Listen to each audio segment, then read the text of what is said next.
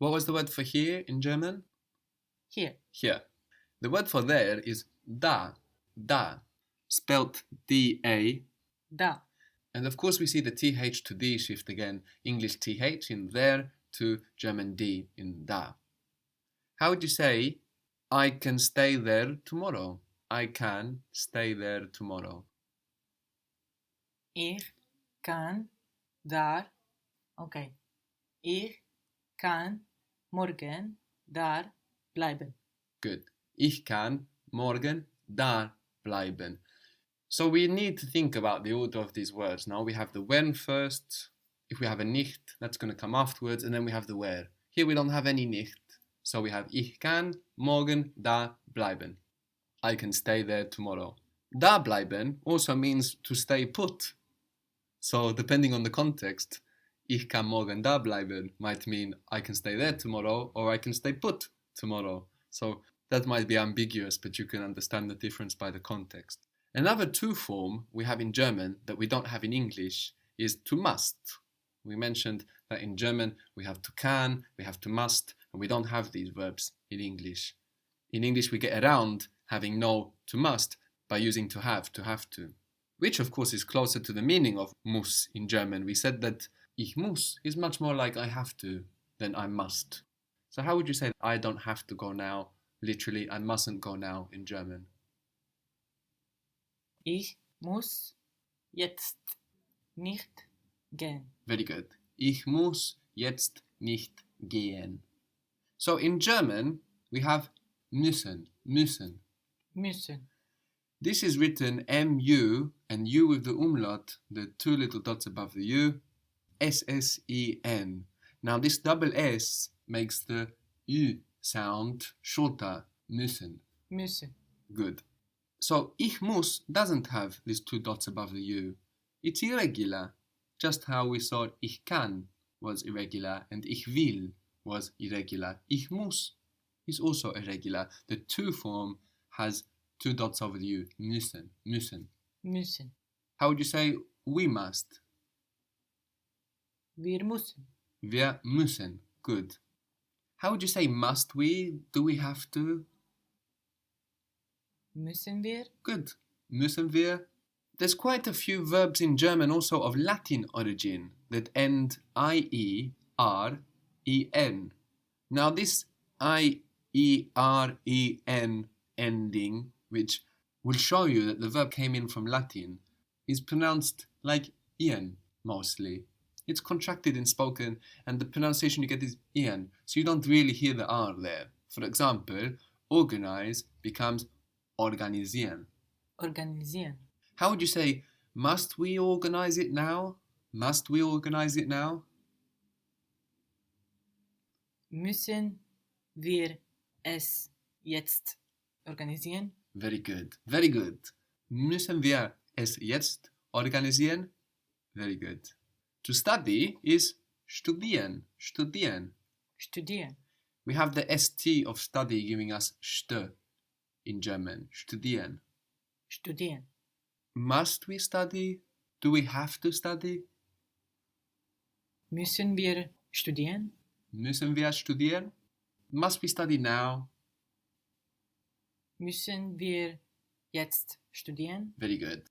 Müssen wir jetzt studieren? To give you some more German words of Latin origin that you might hear around, you can guess their meaning. Adoptieren. To adopt. Adopt, of course. Aktivieren. To activate. Activate. Argumentieren. To argue. Argument. Yes, exactly. It's not like argue, but it's not argument because this is a noun in English. No, we don't really have to argument. But the meaning is that exactly. It's to put forward an argument rather than to argue. Very good. Boykottieren. To boycott. To boycott. Autorisieren. Attackieren. Definieren. Demolieren. Can you work that one out? Demolish. Demolish. From Italian you get this one, no? It's more obvious. Deportieren. To deport. Funktionieren. To function. To function or to work, no? To say that something works. So quite a few you will hear around. Informieren, interessieren, kopieren. normalisieren, etc., etc. So keep an eye out for those. And of course, there will be many of these words that you want to use that you won't realize that they exist in German until you give it a try. So maybe one time you want to use the word exist, and you decide you're going to give it a try in German and see what happens. What would you do? Existieren. Existieren. And you would be right. Existieren. A Latin C, like a C making an S sound, like in accept or reduce, often becomes a Z in German. So for example, in reduce, this is a Latin C giving us an S sound in English, and this will become a Z in German. And Zs in German are pronounced TS. TS, that's the pronunciation of a Z sound in German. So knowing that, how do you think you would say reduce? Reduce. And what's the verb ending? Reduzieren. Good, reduzieren. Accept. Accept has two C's. The first one becomes a K. The second C that sounds like an S, accept, becomes a Z. So in German this is AKZ. Akzeptieren. Akzeptieren. Akzeptieren. Good. I must. Ich muss. But it's irregular, no? It's not coming directly from müssen. It's slightly irregular. Ich muss. Ich muss. With a normal U. Ich muss. So that's slightly irregular. But then we have you must, speaking formally. You plural must. They must. Sie müssen. Sie müssen. There we have the U with the two dots on the top, giving it that E quality. No? Müssen. They must copy it there. They must copy it there. Sie müssen es da kopieren. It's to copy now, no? Kopieren. I didn't hear the N on the end, so it didn't sound like to copy. It's very important to hear that N. The R is getting swallowed up there, no? But the N is important. Sie müssen es da kopieren. So the word for we is Wir. wir. The word for us is uns. Uns. Uns. Spelled U-N-S. Uns.